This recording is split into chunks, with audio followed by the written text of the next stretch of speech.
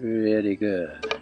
I like to run this stuff through the water first and then back up for a crisscross again on the other side.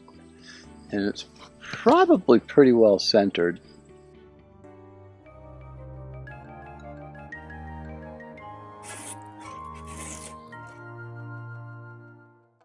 You want all the your flights to come off the same wing, right wing, left wing. It twists the arrow one way or the other, and you don't want to fight yourself.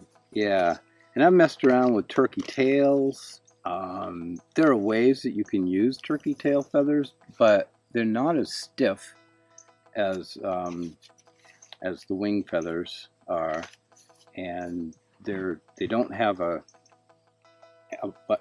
arc to them like the wing feathers do.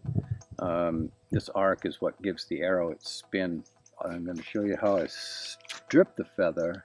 So what I like to do is trim the flights or the fletching while it's still attached to the quill. So I got a nice sharp pair of scissors. And if you didn't have scissors, you would just use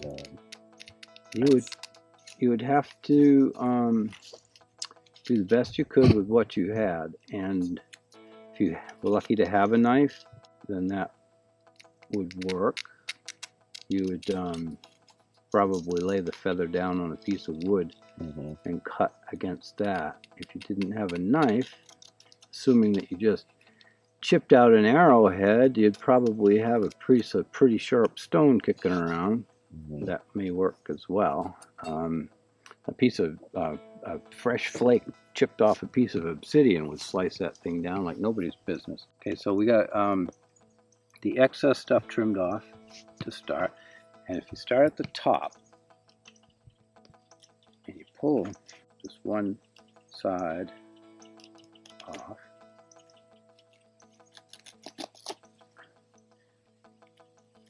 it comes off like a piece of tape. And you can see this nice wide tape. It's very thin.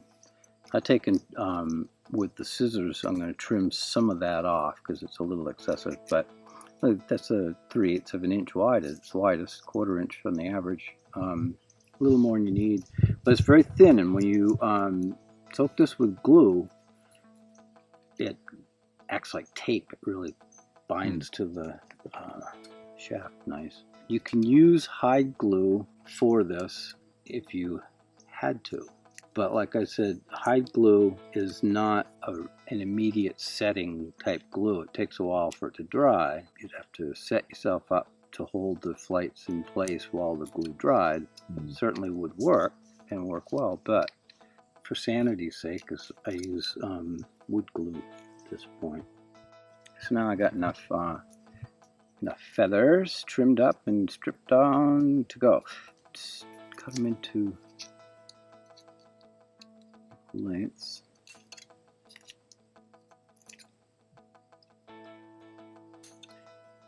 Alright, so we've got 3 that are fairly similar or close enough. What I'm going to do is trim off about 3/8 of an inch of the flights on 1, 2, 3, and then do the same on the back.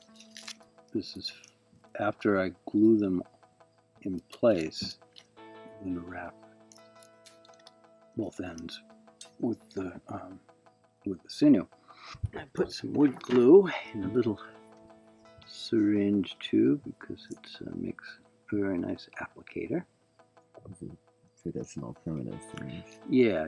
This is made out of turtle bones or something. So what I do is I put the odd feather on first, which is the one that is supposed to point out when you knock your arrow on your bowstring. I use this glue because it takes a tack pretty fast. It keeps you a little sane. Hide glue is kind of like water, you know, until it sets up. But this stuff is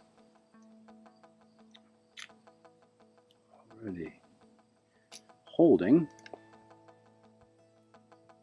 this tape of keratin that comes off with from the shaft of the feather that I'm applying the glue to, softens up from the moisture of the glue, which is nice because that helps it to lay into the shape of the arrow. It's always a trick to get these things even.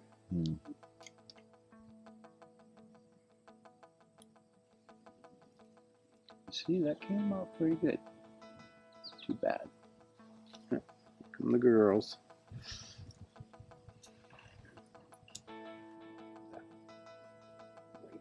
This is I'm going to wrap the top of the feathers, and this will also act as a reinforcement to the nock on the arrow, so that it does not split right down the middle when the string lets loose.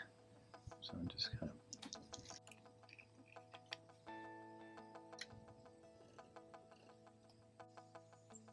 really go up the end here. Yeah, that makes a nice little knob to hang on to too. So binds these ends of the quill, quill part of the feather down tight to the wood so that when it passes over your knuckle, it doesn't scratch through it. There, that is, for all practical purposes, a finished piece. These arrows are fun to shoot because you make them yourself. They're not like laser guided. There's going to be an element of surprise. Alright.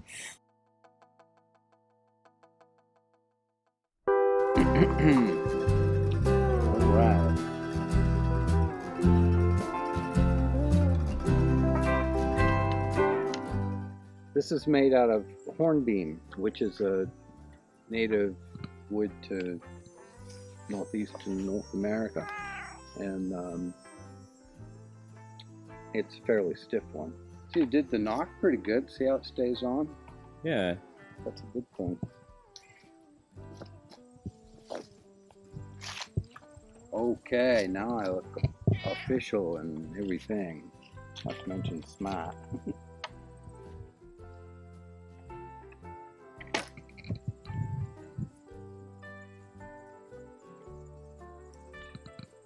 Had some distance on it.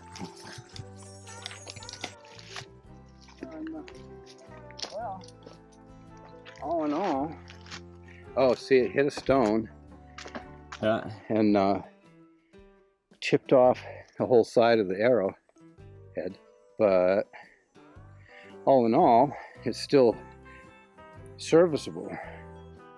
The shaft isn't damaged at all. I mean, really. The arrowhead was driven back into it and cut some of the binding, but because this part was bound so tight, it actually, that's a lot of energy, and it resisted it from splitting and cutting the rest of it and splitting it. I'm gonna go right up through this tree.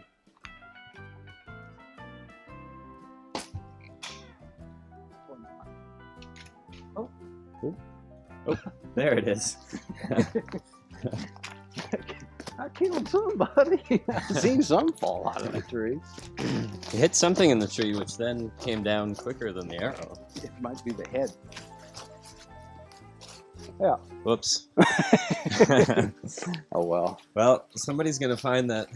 They're gonna think they got a real treasure. Yeah. And still, the stick didn't break. I cleaned that out. I could pop another head in there.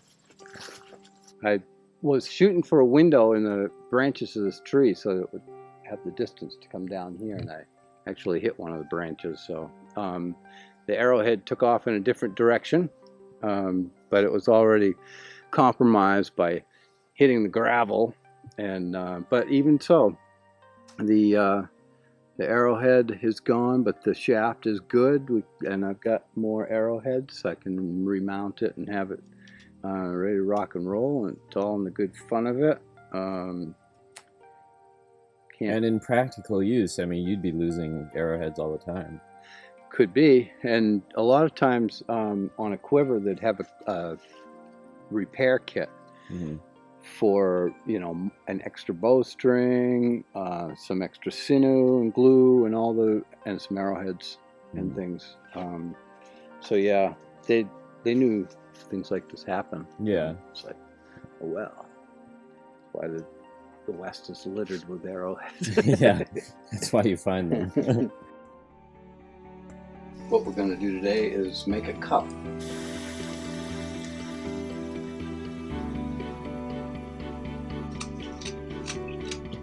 So all I'm doing here is cleaning up